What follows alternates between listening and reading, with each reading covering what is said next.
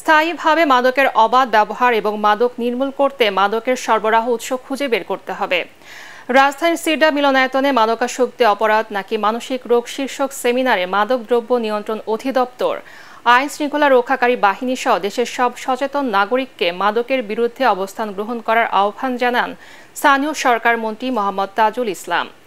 এ সময় মাদকাসক্তি রোধে সাপ্লাই চেইনগুলো বন্ধ করার তাগিদ দেন বক্তারা। সেই সাথে বাচ্চাদের বেড়ে ওঠার সঠিক পরিবেশ নির্বাচন করার পরামর্শও দেন তারা।